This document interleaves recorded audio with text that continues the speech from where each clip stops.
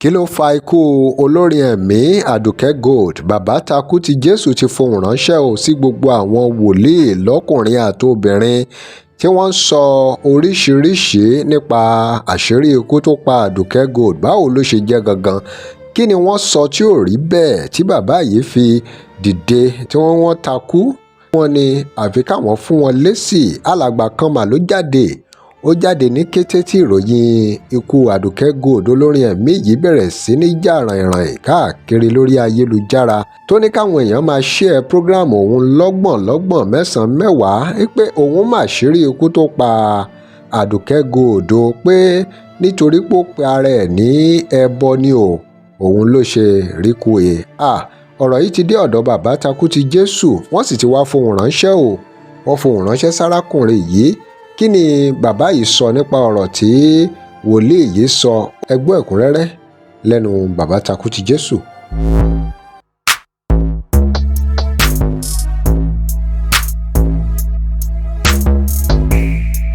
Welcome to crossblog X TV. Remember to like, share and follow us. Ọlátúnjí Emmanuel Olúwamáyọ̀wá, gbogbo wa la ti máa rí kíní ọ̀gbẹ́ni látàná, gbogbo wa la ti rí látàná. ẹ jẹ́ kí n wá sọ àwọn points tí bàbá yìí lò fún wa. ẹ bọ́ sórí page ẹlẹ́nkẹ́dùn ọmọ tó kú, ìmídélẹ̀ ní ká máa share ẹ̀, ẹ máa pín ẹ máa share ẹ̀, ẹ bá mi pín kọ́kàn ti lé toko lára ní òkú ọ̀fọ̀. kí ni ẹ̀kọ́ tẹ wá fẹ́ kọ́ wa níbẹ̀? mo farabalẹ̀ mo gbọ́ gbogbo tẹ́ sọ̀rọ̀ lé lórí. ẹ̀kọ́ tẹ́ fẹ́ kọ́ wa níbẹ̀ náà ni wípé ikú tó pa àdùkẹ́ gold ó pèrè ẹ̀ ní ẹbọ. That is number one point. ó pèrè ẹ̀ ní ẹbọ wípé òun ni a ṣe fi rúbọ. tí wọ́n bá pè lẹ́bọ kì í wà láàyè. And you call yourself a man of God. ẹ dẹ̀ pé ayé ní ìránṣẹ́ ọlọ́run á dá fún ẹni tí bá mi tẹ bọ́tì yẹn, ayé yín ò ní há. God bless you abundantly in Jesus mighty name. bó ṣe bá mi tẹ bọ́tì yẹn, ayé yín ò ní há. nẹ́tíwọ̀kì yẹn ò dáa, ṣùgbọ́n mo fẹ́ kẹ́ gbádùn mi, ẹ jẹ́ ká jọ kẹ́kọ̀ọ́. màá sọ níta àwọn aláàfáà náà, màá dẹ̀ sọ níta àwọn oníṣẹ̀ṣe náà. ìgbéraga orí afẹ́fẹ́ yẹn ó ti pọ̀ jù. ọ̀rọ̀ rẹ ó lágbára ó ti pọ̀ jù. àṣírí ikú tó pa àdùkẹ́ gold ó lágbára. ó ní ó pèrè ẹ̀ lẹ́bọ. nígbà tí wọ́n kọrin yẹn, Tọ́pẹ́ Àlàbí làwọn èèyàn kọ́kọ́ face, bó pèrè ẹ̀ ní àrùkù àrùdà, ó pèrè ẹ̀ ní ẹbọ àrúyè whatever. But ọjọ́ yẹn ohun tí àdùkẹ́ kọ is book of Romans 12 verse 1. nítorí náà mo fi ìyọ́nú Ọlọ́run bẹ̀ yín ará, kí ẹ̀yin kí ó fi ara yín fún Ọlọ́run ní ẹbọ ààyè mímọ́ ìtẹ́wọ́gbà, èyí ni iṣẹ́ ẹ̀sìn yín tí ó tọ̀nà. mo fi ìyọ́nú Ọlọ́run bẹ̀ yín ará. Epistle Paul sí àwọn ará Rome. God bless you. Tóyìn Adéọlá, èèyàn mi pàtàkì. God bless you. kí ẹ̀yin kí ó fi ara yín fún Ọlọ́run ní ẹbọ ààyè mímọ́ ìtẹ́wọ́gbà, èyí ni iṣẹ́ ẹ̀sìn yín tí ó tọ̀nà. bádùkẹ́ bá wá pèrè ẹ̀ ní ẹbọ, tó pèrè ẹ̀ ní ẹbọ ààyè fún Ọlọ́run, ṣé yẹn ló ní kó kú torí Ọlọ́run? wọ́n tẹ̀síwájú ní ọ̀rọ̀ wọn. wọ́n ní gbogbo àwọn wòlíì tó ń ríran, kí ló dé tí wọ́n rí àwọn ikú wọ̀nyí? Elijah Olúwadámiláre, God bless you. kí ló dé tí wọ́n rí àwọn ikú wọ̀nyí? àwọn nìkan kọ́, obìnrin kan náà ti jáde lọ́jọ́ wo tó ń pariwo pé kò sáré ran mọ́, kò sí nǹkan kan. And you call yourself a prophetess? And this man is a pastor also. Àbí prophet ti ẹni tó rán náà padà ríran. wọ́n ríran nu mẹ́sẹ̀gì wọn tí wọ́n ń gífù lánàá yẹn wípé àwọn rí i pé orí pẹpẹ kan ní Àdùkẹ́ lọ gùn tí wọ́n fi rúbọ sẹ́ni pé wọ́n ti ń dá wàhálà alẹ́ already. àwọn àmọ́ wò pé mo là Àdùkẹ́ Gold ti lọ kọrin kányìn pẹpẹ bológun kányìn ọmọ tó jẹ́ pé ìràwọ̀ rẹ̀ gbogbo ayé ni àti Redeemed Mountain of Fire Sẹ̀lẹ̀ CAC everywhere. Oh my God. Ẹ má fi ikú ọmọ ọlọ́mọ yìí dá wàhálà sílẹ̀. Ẹ má fi wá followers. Máa yẹn sọ wípé ó yẹ kẹ́ ti máa pín, ó yẹ kéèyàn ti wọ 100, ó yẹ kẹ́ ti wọ 100 lórí. Oh my goodness God. Okay, màá send nọ́mbà mi sí àbí kí n pè fún yín báyìí. Alàgbà Elijah 08035650643. Ọmọdé, God bless you jàre. Ó sì kì díẹ̀ jàre. ọ̀rọ̀ rẹ o. Usage nìbàdàn ló kú sí gbogbo aládẹ mọ̀ pé usage gan mọ́ṣúárì ní kì í sọ hospital mọ́. Àdùkẹ́ Gold. Usage ò kì í sọ hospital mọ́. Ó ti di mọ́ṣúárì. Gbogbo ẹni tí wọ́n bá gbé lọ bẹ̀ àfẹ́ torí bá wà lẹ́yìn ẹ̀ nìkan ló kù. My number once again 08035650643. But ẹ jẹ́ n parí program kẹ́ tó pè mí torí Ọlọ́run. Ẹ gbọ́ gbogbo ẹ̀yin ènìyàn. Pásítọ̀ ìwà ń fi ikú ọmọ ìwà followers torí kó mọ̀ pé star ni. Ó ní ẹ máa wọlé, ẹ máa pín, ẹ máa bá mi pín, ẹ máa bá mi pín. Ẹ máa bá mi pín kẹ̀. But bí iná yẹn ṣe ń jó mi lára because gbogbo ọmọ tí n bá mọ̀ tí màjèsín bá ń tọwọ́ òbí ẹ̀ kú ìbànújẹ́ ńlá ni. Mo wò títí báyìí omijé ń gbọ̀n mi kò sí ẹni tí ó rí àṣìṣe kan báyìí lọ́wọ́ Àdùkẹ́ Gold rárá àti rárá. Ìrẹ̀lẹ̀ pọ̀ kò ń sun kóhun tó wà contrary. Ó wá yà mí lẹ́nu tí pásítọ̀ yẹn ní God láti lè máa sọ wípé ẹbọ tó pèrè ẹ̀ ló pa. Nígbà tí àwa ń kọrin tíátà káàkiri akọrin débì kan aláàtí dẹbọ kàǹkà tí kagun láyà kẹgbà àṣà ò gbọdọ̀ gbé ewúrẹ́. Wọn àmọ́ fi wá ṣẹbọ ńgbà náà. Ọ̀pọ̀ olórin ló ń kọrin bẹ́ẹ̀ pé àwọn dẹbọ. Àwọn ti dẹbọ àrùkọ àrùyè àrùkọ àrùdà àti bẹ́ẹ̀ bẹ́ẹ̀ bẹ́ẹ̀ lọ. Kí ló dé àwa ìránṣẹ́ Ọlọ́run for God's sake? Mo ń bọ̀ lórí tẹ̀yìn àfà, mo ń bọ̀ lórí ẹ̀yin tó níṣẹ̀ṣe.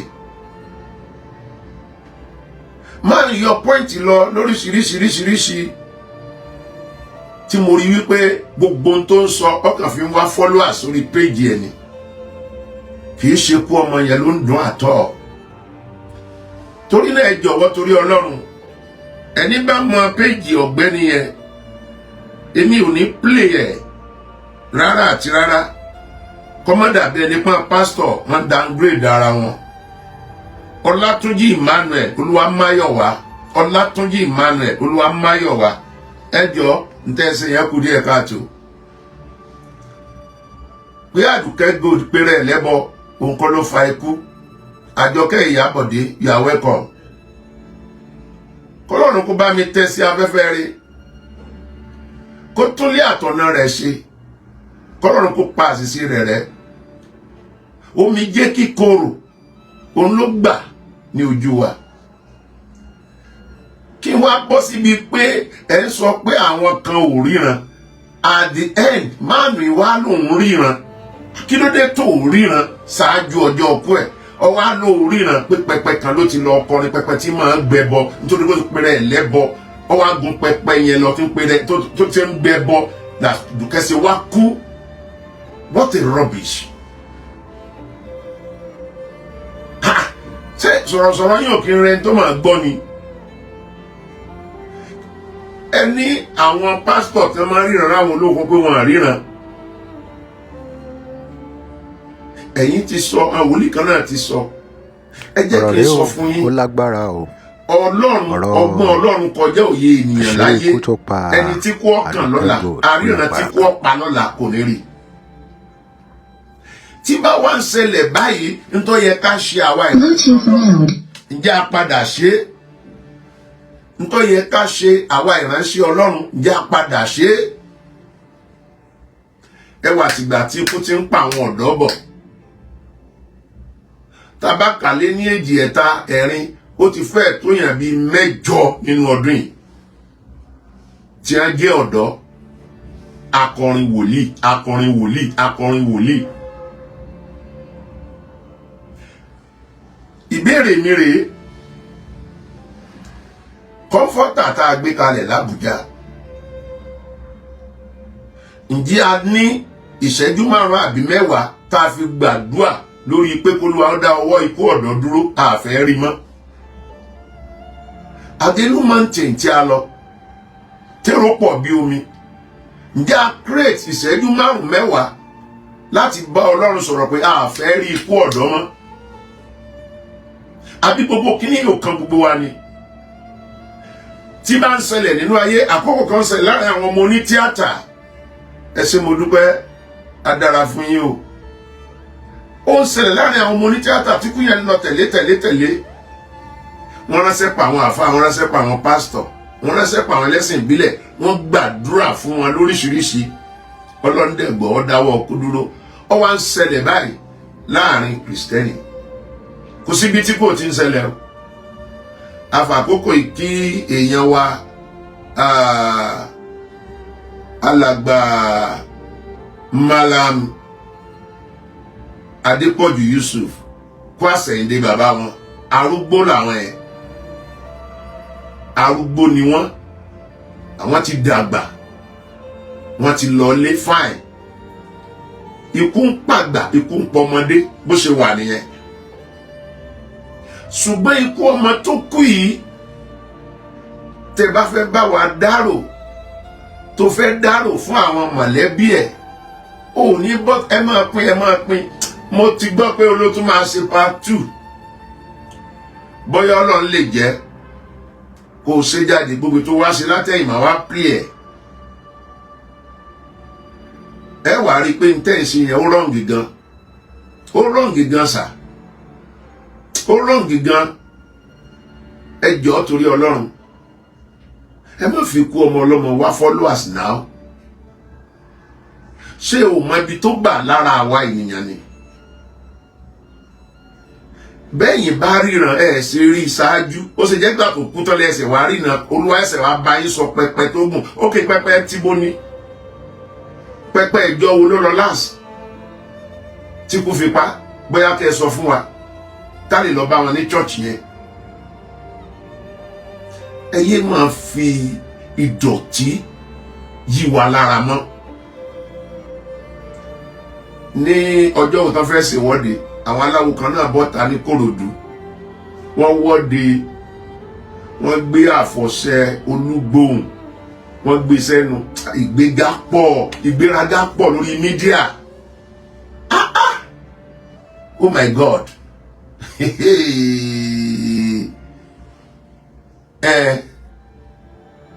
Yes. Elijah Olúwadámiláre, God bless you.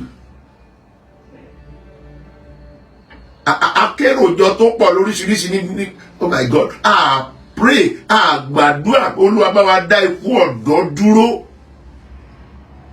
Ìjọba lámọ̀ gbàdúrà fún ṣáṣáṣáṣá, ìjọba tó ti mọ ibi tó ń lọ, ìyà tí ó fi jẹ wá pàṣán wà lọ́wọ́ wọn. Àlàyé náà ni bàbá Takuti Jésù ti ṣe yìí o lórí àwọn ọ̀rọ̀ táwọn wòlíì ń sọ lóríṣiríṣi, pé nǹkan tó ṣẹlẹ̀ rèé tó fà á tí Àdùkẹ́ Gold fi dolóògbé, àti pé ìbéèrè kan tí bàbá yìí wá ń béèrè náà ni pé ibo ni wọ́n wà tí wọ́n jáde, tí wọ́n sọ ohun tí wọ́n rí, tó ṣe jẹ́ pé ńgbà tó kú tán ni wọ́n ṣẹ̀ṣẹ̀ wá ń sọ oríṣiríṣi nípa ikú tó pa á. Ó ṣe jẹ́ sísìn náà ṣẹ̀ṣẹ̀ wá ń jáde. Ẹ wo, àfi kí Lédùmarè kó gbà wá o, kò sótìtọ́ mọ́, irọ́ ló kù tí ọ̀pọ̀ àwọn èèyàn dẹ̀ fi ń jẹun báyìí. Ẹ̀yin èèyàn wa, kí lè ròyìn lórí èsì tí bàbá Takuti Jésù fáwọn tó ń sọ oríṣiríṣi àṣírí nípa ikú olóògbé náà. Ó lágbára o, kí Elédùmarè kó fi ọ̀run kẹ́ arábìnrin náà. Ẹ̀yin èèyàn wa, drop comment yín kí lè ròyìn. Remember to like, share and follow us. Thanks for watching.